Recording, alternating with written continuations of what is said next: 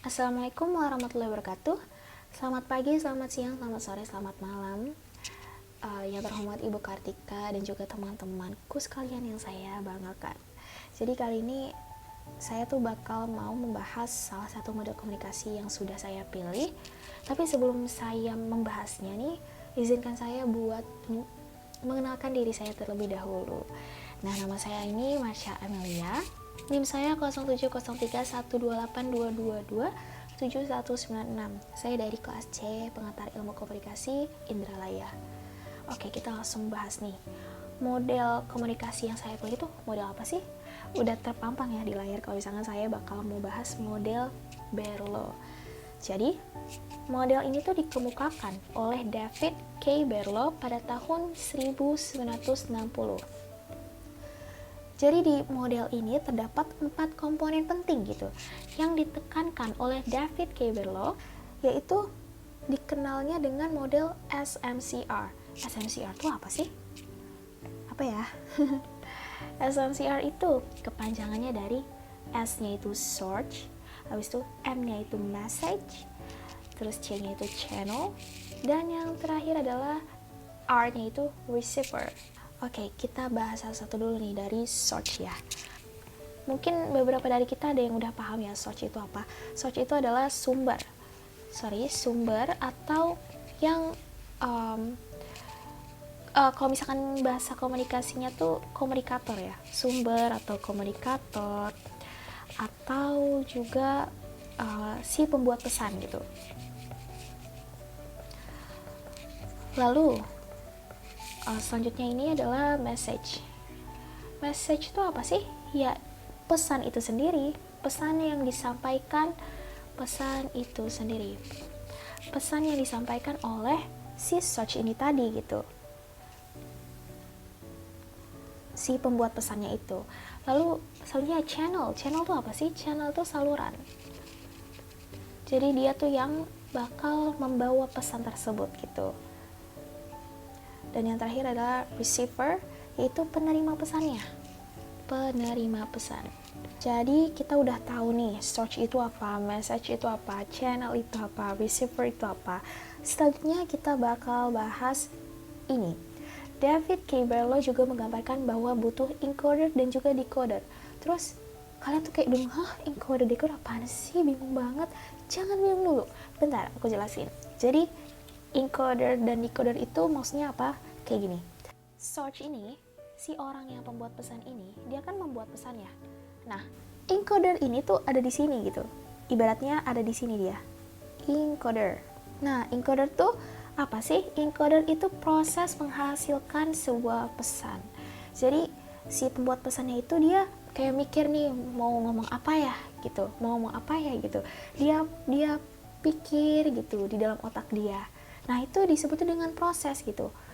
Proses yang bakalan nantinya tuh menghasilkan suatu pesan gitu. Jadinya encoder tuh prosesnya gitu. Intinya kayak gitu, proses yang menghasilkan suatu pesan itu. Dan decodernya itu di mana? Decoder itu di sini. Decoder. Oke, jadi decoder itu apa sih? Decoder itu sendiri artinya proses menafsirkan atau menerjemahkan pesan tersebut. Jadi ketika pesan itu disampaikan kepada receiver atau penerima, nah penerima tuh berusaha untuk memproses apa sih ini maksudnya pesan ini gitu. Dia berusaha menerjemahkan, menafsirkan gitu supaya dia menerima pesan tersebut gitu. Nah, prosesnya itu dinamakan dengan decoder. Lanjut kita membahas ini. Menurut model Berlo, sumber atau source dan penerima atau receiver pesan itu dipengaruhi oleh faktor-faktor. Faktornya itu ada apa aja sih? Jadi itu namanya kita nih sebagai, misalkan sebagai pembuat pesan atau sebagai penerima pesan itu sendiri. Itu tuh kita dipengaruhi oleh faktor-faktor. Yang pertama, keterampilan komunikasi kita atau communication skills. Misalkan kita ingin mengirim sebuah pesan gitu ke orang. Nah, supaya pesan itu tersampaikan dengan baik, ya kita harus punya communication skills yang bagus dong gitu. Jadinya seberapa hebatnya kita, maksudnya seberapa bagusnya kita mempunyai keterampilan komunikasi itu bakal mempengaruhi bagaimana kita mengirim sebuah pesan tersebut, apakah bakalan efektif atau enggak malah bakalan kayak susah dimengerti oleh penerima karena kita mempunyai keterampilan komunikasinya tuh kayak kurang gitu. Nah, terus yang kedua nih, sikap atau attitudes, dimana kita menyikapi gitu dalam mengirim atau menerima pesan tersebut. Terus yang ketiga, knowledge. Jadi bagaimana kita nih sebagai pembuat pesan itu mempunyai pengetahuan, apakah kita pemahamannya terhadap apa yang ingin kita sampaikan itu sangat memahami gitu atau enggak, atau kita tuh kayak kurang dalam memahami apa yang ingin kita sampaikan. Jadi ya pesannya nggak akan tersampaikan dengan baik gitu. Jadinya knowledge itu juga berpengaruh terhadap pesan yang ingin kita sampaikan atau pesan yang akan kita terima. Yang keempat, social system. Social system tuh kayak misalkan kayak nilai yang kita anut, terus kepercayaan yang kita anut, atau hukum, aturan, agama dan lainnya gitu yang memengaruhi cara kita berkomunikasi gitu, atau enggak cara kita untuk menerima pesan itu gitu. Nah, yang terakhir adalah culture atau budaya. Jadi kan kalau misalkan kita mempunyai budaya yang berbeda ya, contohnya kayak misalkan aku ngirim pesan nih pakai bahasa Palembang gitu ke teman aku yang di Jakarta yang bukan orang Palembang gitu, otomatis dia kan bakalan kayak agak bingung gitu. Soalnya kan kita dari latar belakang budaya yang berbeda gitu. Jadi culture pun juga mempengaruhi bagaimana pesan itu akan disampaikan atau akan diterima gitu. Oke, selanjutnya adalah kita bakal membahas pesan itu sendiri atau message. Jadi pesan ini dikembangkan berdasarkan yang pertama, elemen. Jadi elemen itu adalah komponen-komponen yang ada di dalam pesannya gitu. Lalu yang kedua, konten atau isi dari pesan itu sendiri gitu. Isinya tuh apa sih gitu. Terus yang ketiga adalah treatment atau perlakuan. Nah, jadi tuh ini treatment atau perlakuan ini bagaimana menyampaikannya dengan sebaik mungkin gitu, agar penerimanya tuh bakal paham gitu. Terus yang keempat, struktur. Jadinya kayak susunan atau alur pesan kayak dari awal sampai akhir nih. Ini kita kayak bakal ngasih pesannya tuh kayak gimana sih, awalnya tuh kayak gimana, terus tengahnya tuh kayak gimana, akhirnya tuh kayak gimana, tuh kayak struktur tuh kayak alur pesannya gitu. Terus yang kelima, yang terakhir adalah kode. Kodenya tuh maksudnya tuh kayak simbol-simbol dari pesan itu, kayak bentuk pesannya kayak misalkan berupa teks atau berupa video, audio gitu dan sebagainya. Lanjut kita bahas channel atau saluran. Jadinya seperti yang saya bilang tadi, bahwasannya saluran ini adalah media yang membawa pesan tersebut gitu. Nah, saluran ini berkaitan erat atau berhubungan dengan panca indera kita. Nah, yang pertama kita bahas yang pertama nih, seeing. Berarti pesan yang akan kita sampaikan itu akan diterima lewat indera penglihat kita gitu. Kayak misalkan si penerimanya itu yang membaca buku gitu. Nah, maka pesan yang disampaikannya ya berdasarkan lewat dari indera penglihat dia gitu. Yang kedua adalah hearing, atau enggak kalau diartiin ya berarti pesan yang bakal diterimanya itu lewat indera pendengar gitu. Jadi kayak misalkan contohnya kayak kita dengerin podcast gitu, itu kan salurannya berarti lewat indera pendengar kita gitu. Terus yang ketiga, touching atau menyentuh. Berarti pesan yang diterima itu lewat indera peraba. Contohnya kayak misalkan kita nepuk pundak teman kita yang lagi sedih gitu. Terus yang keempat, smelling, mencium. Kayak misalkan nih kita bilang ke teman kita, coba deh cium deh ruangan sana gitu, wangi tahu. Terus penerima pesannya teman kita gitu, dia langsung kucuk-kucuk gitu ke ruangannya, terus dia langsung nyium ya kan, smelling. Terus habis itu dia langsung bilang, oh iya benar wangi gitu. Berarti pakai indera pencium. Terus yang terakhir adalah tasting. atau merasakan gitu, mencicipi. Nah berarti pesan yang diterima ini lewat indera perasa. Kayak misalkan aku bilang ke temanku, cobain deh makanan bakso Aceh, enak banget tau, sumpah, cobain, pedes-pedes gitu, kamu suka pedes kan gitu. Terus kata temanku, oh iya coba ya aku rasain ya bakso Acehnya, enak loh, dia cicipin dulu tuh kan. Terus dia langsung bilang, oh iya enak gitu, kayak gitu. Dan kalau misalkan dalam komunikasi massa nih, salurnya itu kayak berupa televisi gitu, surat kabar, buku, majalah, radio gitu. Jadi pesan yang disampaikan ini melalui misalkan buku kan yang tadi udah saya sebutkan tuh kan pasti berhubungan dengan panca indera tadi gitu, televisi ya kan, surat kabar dan sebagainya, dan komunikasi massa lainnya gitu. Oke, ini seperti yang saya jelaskan tadi, search-nya itu pasti ini ada faktor-faktornya ya, faktor-faktor yang mempengaruhi search dan receiver itu sendiri, kayak misalkan communication skills-nya, habis itu attitudes-nya, habis itu knowledge, social system, culture. Terus receiver pun juga sama kayak search-nya gitu. Lalu message-nya kayak elements, structure-nya, treatments, konten yang sudah saya jelaskan tadi, terus channel-nya yang sudah saya jelaskan tadi juga, seeing, hearing, touching, smelling, and tasting. Oke, lanjut. Nah, lanjut nih, kita bahas contohnya. Contoh yang pertama adalah Ustadz Abdul Somad. Ustadz Abdul Somad ini sebagai sumbernya gitu, source-nya. Beliau sebagai source-nya. Nah, beliau ini membuat pesannya itu dipengaruhi oleh berbagai faktor. Kayak misalkan faktor pengetahuan dia pengetahuannya luas tentang agama gitu.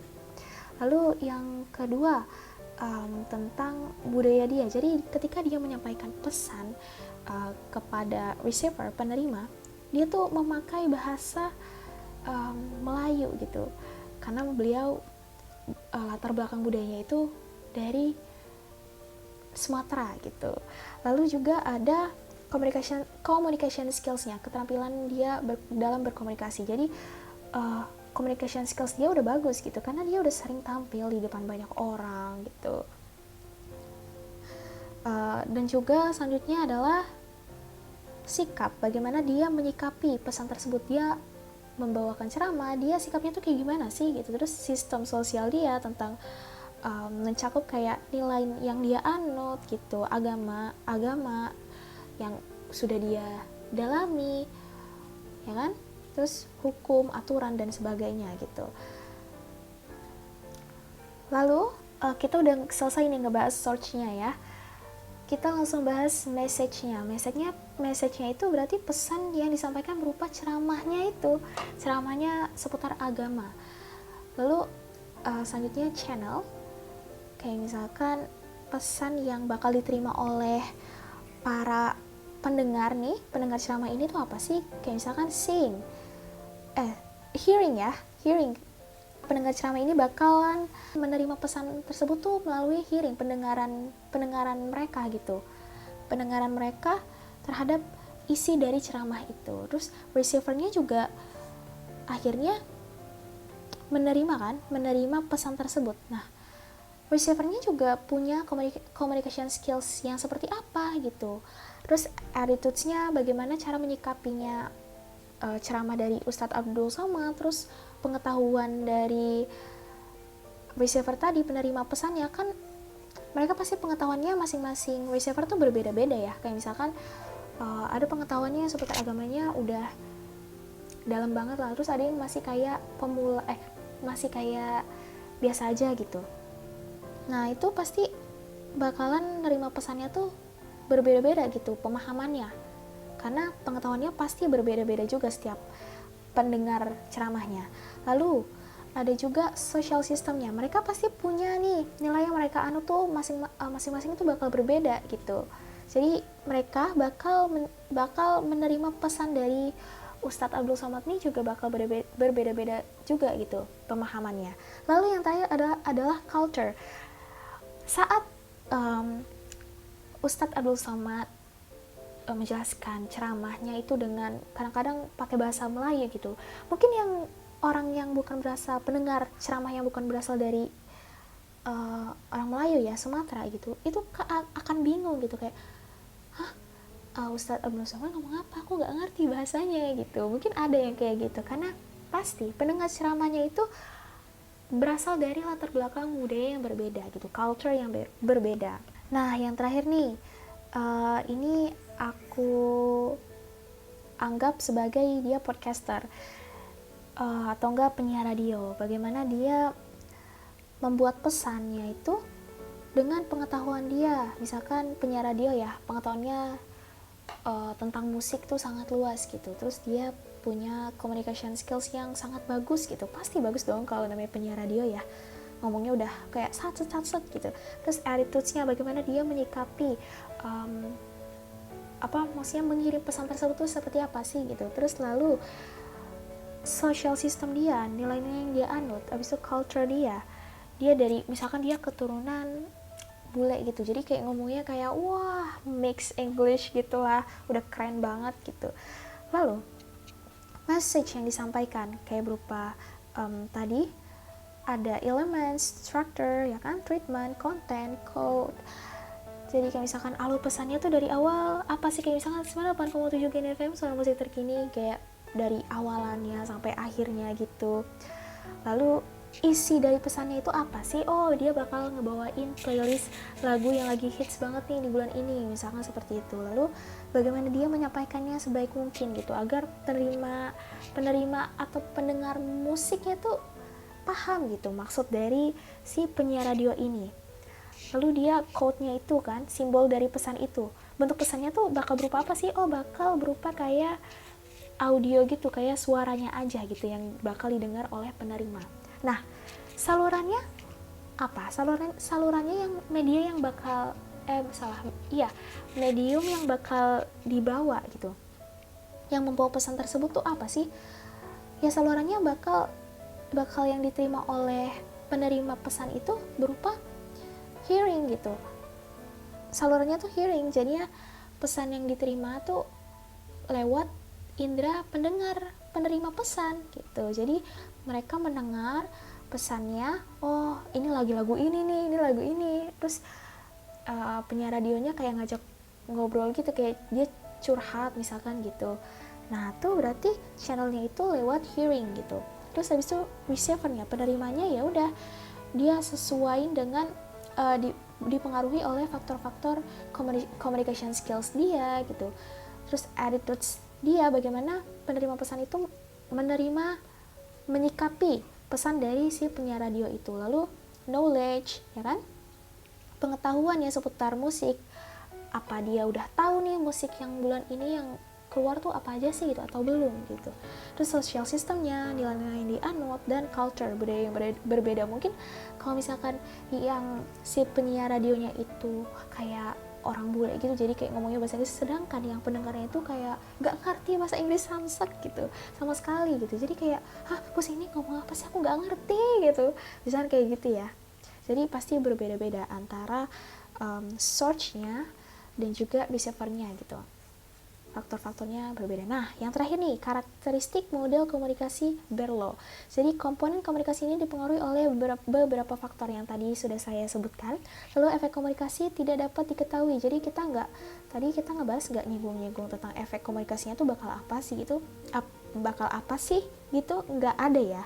Lalu tidak ada konsep gangguan atau noise atau hambatan proses komunikasi. Nah, kita tadi juga nggak nyinggung soal kayak gangguan apa sih yang bakal terjadi saat proses komunikasi berlangsung.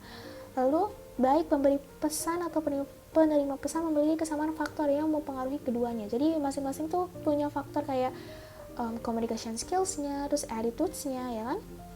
Habis itu knowledge, social system, culture, gitu.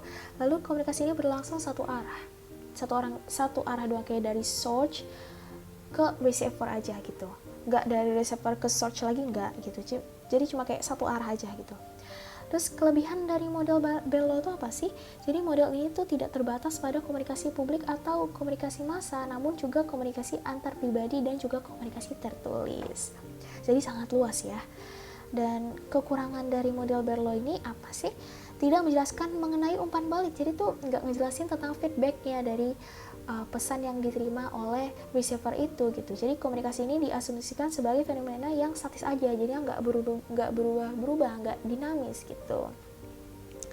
Oke, jadi sekian dulu pembahasan model Berlo dari saya, Marsha Amelia. Kurang lebihnya mohon maaf. Semoga teman-teman mengerti. Amin. Terima kasih Bu Kartika dan juga teman-teman yang sudah menonton video ini sampai habis. Salam sehat dan sampai jumpa. Wassalamualaikum warahmatullahi wabarakatuh.